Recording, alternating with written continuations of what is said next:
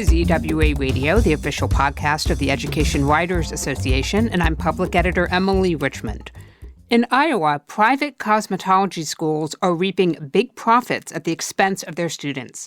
That's the takeaway from Tangled Up in Debt, a new investigation by reporters Meredith Kolodner and Sarah Butrymowicz of the Hechinger Report. They join us today. Sarah, great to have you back. Thanks for having me. And Meredith, welcome to you as well. Thanks so much. Meredith, I want to start with you. Why Iowa? There were a few reasons why we chose Iowa. One of the largest ones was that the level of debt that the students in Iowa were graduating with, compared with the salaries they were making, was very, very large. And so we wanted to take a look and see what it was that was going on in that state that was causing such a large disparity and such financial hardship for the students who were graduating from the cosmetology schools. And you decided to focus on one particular network of schools, that's Le James International College. Tell us a little bit about them. We did focus to some extent on Le James because they had some of the worst outcomes for students in the state. But they also had some litigation that had been settled with the Attorney General, and so we were able to see much more about how that school worked. But I have to say, it wasn't necessarily so off the mark in terms of other students and their outcomes. That is to say that there were other students graduating from other schools in the state that also were putting their students in pretty tough financial situations upon graduation. Sarah, you took the lead on that data analysis and digging up some of those court records. Where was the first place you went? We started with good old college scorecard data, which has debt levels for students, has earnings data. And we worked with that and a few other federal sources of data to try to get a picture for what the outcomes are for cosmetology students across the country. Like Meredith said, Iowa had some particularly high debt loads, but we found it to be an issue in most states.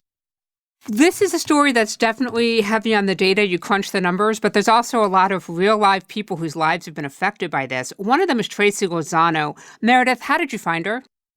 I found Tracy by walking into a salon, and it was a great clip salon in Des Moines, and speaking with people.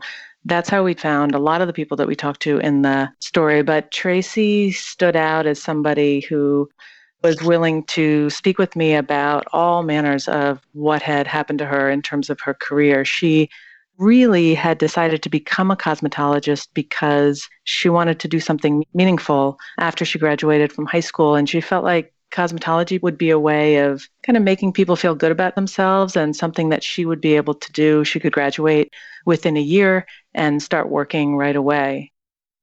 I think what's really heartfelt about this story is these are people who were trying to do everything that they've been told to do, which is to improve themselves, to better themselves through education. And really, they're coming out on the other side, and it's really not much better for them. One thing that was hard about hearing people say to us things like, well, the students who worked hard and made wise financial decisions are able to do well, and those who are suffering are the ones who either didn't do what they were told or in some way made mistakes along the way. And speaking with Tracy, it was just such an opposite picture. I mean, she had done everything that you could imagine, and certainly more than I could imagine myself being able to do, going to school and to work with a 4-month-old baby. So she would go to school from 9 to 5 and then go work at Pizza Hut and then come home. And her mom was taking care of her kids, so she didn't have as much childcare costs. She was living at home. She worked all through school. And then after she graduated, and she still ended up thousands and thousands of dollars in debt, even though she got a job right out of school as well. It was just distressing to both see how hard she had to work and how much she was still in debt, and then to have people talk about people like her as if they just must not be trying hard enough. Let's talk a little bit about the business model for these beauty schools. How are they making a profit besides on tuition? The business model that these schools rely on, at least according to some people that we talk to who know about their financials, the way it works is you spend some time in the classroom kind of learning the theory of things, and then at a certain point you're transferred to the floor and you basically are an employee then of this school salon. We talked to some students who went to schools where they really felt like this time was used very well. Unfortunately, we talked to many more students who did not feel that way, who would spend time kind of just sitting around trying to clock the number of hours they had to clock. The practice of having students work for free in these salons is done across the country. It's rare in terms of education, but it's very common in cosmetology education. And the school model is just one piece of this. Obviously, the other part we want to talk about is the state licensing requirements in terms of the practical experience you're supposed to get before you can go out and do the job. And there's a quote in the story, it just stunned me. I'll just read it right out. An Iowa cosmetologist who has a heart attack can have her life saved by a medic with 1/16 of her training. Meredith, explain that.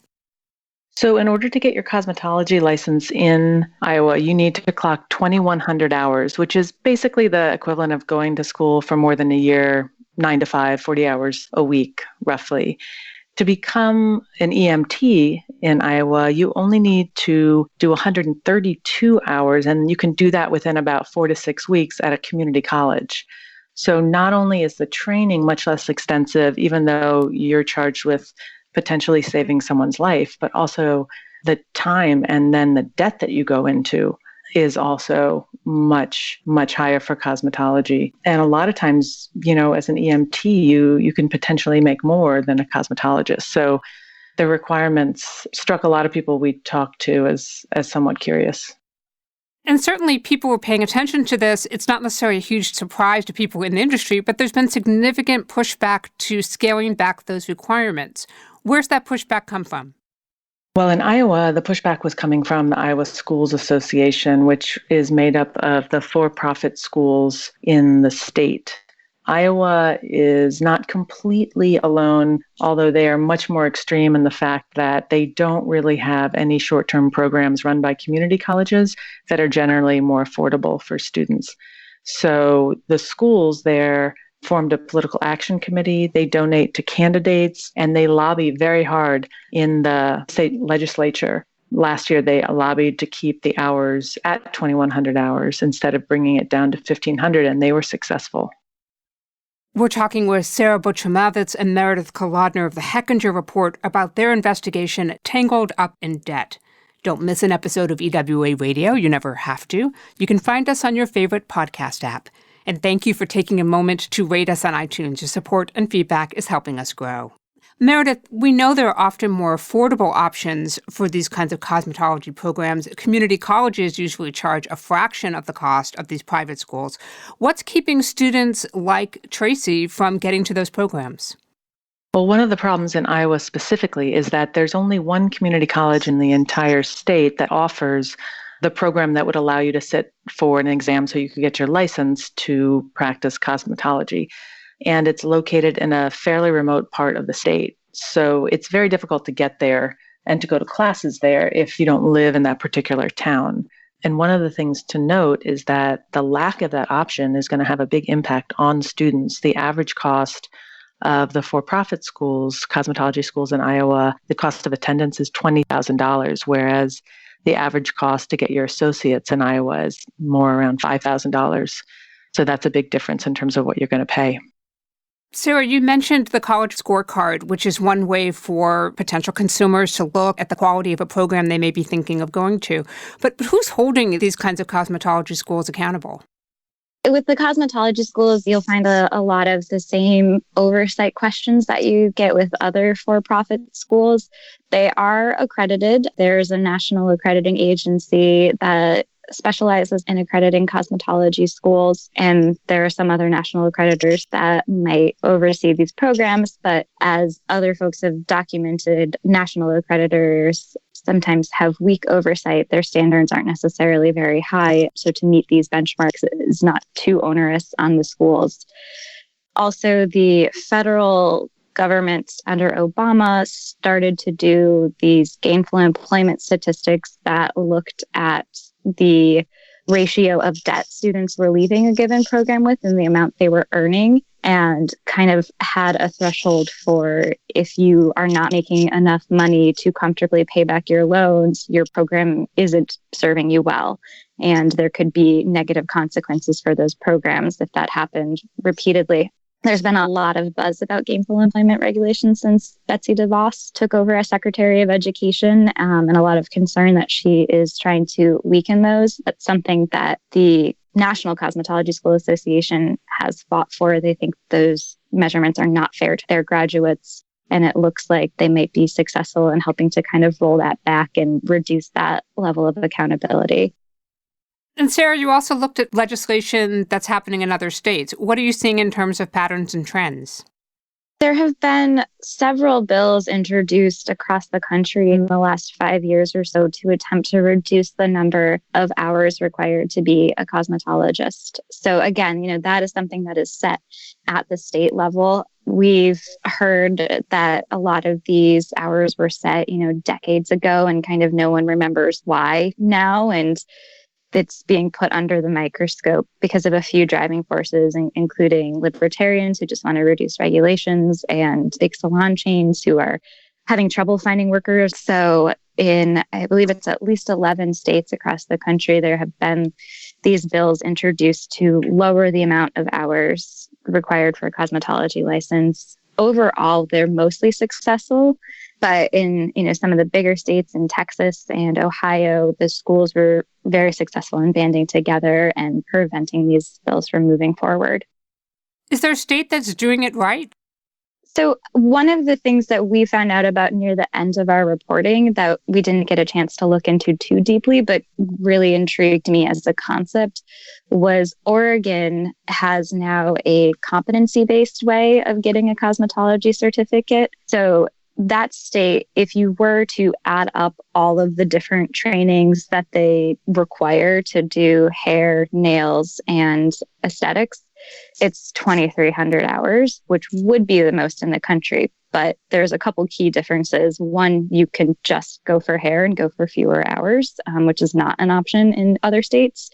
The other is they now have this competency-based program where you can go to school, and once you prove that you can do all the things you need to do, that you can, safely sanitize your workplace and you can mix chemicals to dye hair, once you prove that you can do those, you can graduate. So we talked to schools that said several students will leave in half the amount of time required because they get it and they can prove that they get it. So that was really intriguing. I'm not sure we know enough about it to say it's right, but it seemed like a really interesting concept for approaching this kind of education.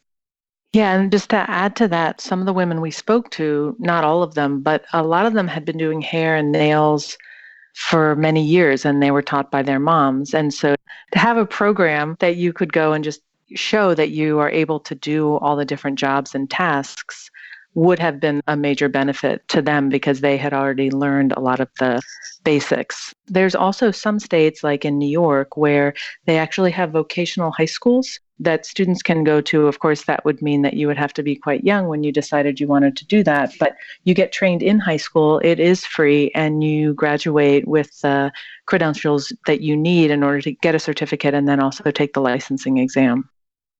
Meredith, did anything surprise you in your reporting? I guess in part, I was surprised in Iowa by how many people, certainly at the legislative level, didn't really have much of an objection to bringing down the hours to 1,500, and yet nobody seemed to be able to do it. I kept waiting to find somebody who had the power at the policy level to make the change, who would say, no, that's not a good idea, but we never found that. And so that level of inertia, or perhaps the power of the For-Profit Schools Association, was fairly stark compared with the women themselves who were being affected, who didn't seem to have a mechanism to make their voices heard, whether they were for or against bringing down the hours. That level of organization wasn't there. I also was surprised from walking into the salons how universal the experience was, not the opinions or necessarily the life circumstances, but how many people both went into the profession because they really wanted to, and they really wanted to do something meaningful, and were saddled with debt. It was very pervasive from talking with people. Sarah, what's a story idea for a local reporter who may want to springboard off your reporting? I think there's a lot of room in here. As much as we put into this story, in some ways we only scratch the surface. I would encourage reporters to look at regulations that exist in their state, not just for the number of hours that are required to get a cosmetology certificate, but also to look at, nail technician and barber and some of these other things that fall under the same umbrella. Look at whether or not someone is allowed to braid hair without a cosmetology certificate in your state. That's been a fight in a number of states, including Iowa, in recent years. So there are a lot of pieces of this and a lot of ways for the schools, if they are able to exercise their influence, to do so. And so I would encourage people to look at lots of the regulations and see, are there other ways in which you can see the people who would profit off of keeping these students in school are able to get their way. Meredith, do you have a story idea? Well, one of the things I guess I would do is to walk into some of the salons nearby, either near where you live or near where you work, because some of the things that we learned were directly from the people we spoke to. We were able to back that up by, going to court records and data and legislative bodies and legislation and whatever else. But some of the best leads and best ideas we got about what was going on were from people who we talked to, whether it was via Facebook or from going into the salons themselves. So that might be a place to start, because there might be issues at the local level that is harder to find online or in documents, but the people themselves, the cosmetologists themselves, may give you a hint as to what the issues are, or if there's a particular school that's been causing problems for people. I would talk to the local community colleges and find out who's got the longest waiting lists. What are the most popular programs? Because that might give you an idea of some of the volume of students who may be looking for those private options. Absolutely. If there are for-profit schools that are nearby community colleges that offer those programs, you can ask questions about how that for-profit school is staying in business, even though it requires a much higher tuition payment. One of the things that we found that I don't think we spoke about yet is a lawsuit that was filed by the James International Beauty School and the Schools Association in Iowa that actually blocked a community college's proposal to open a cosmetology program there. They ended up settling, coming out of the litigation, but it might be worth looking up court records if you don't have any local or community college programs to see if there's possibly a reason why. I think both can be interesting options where a community college program is overflowing and the for-profit school may take advantage of that. But also what we saw in Iowa is not that there was too great a need. The community colleges couldn't fill it. We kind of saw that these schools were coming in and filling this vacuum and then maintaining the vacuum, basically. Sarah Butrymowicz is a senior editor for investigations, and Meredith Kolodner is a staff writer. They both joined us from the Hechinger Report. Thank you for making time for EWA Radio. Thank you. This was great. Thanks for being interested in our story. And that wraps up another episode for us. If there's a story you want to know more about, drop us a line. We're at radio@ewa.org. The mission of the Education Writers Association is to strengthen the community of education journalists and improve the quality of education coverage. For more than 70 years, EWA has helped reporters get the story right. Have a great week, and thank you for listening.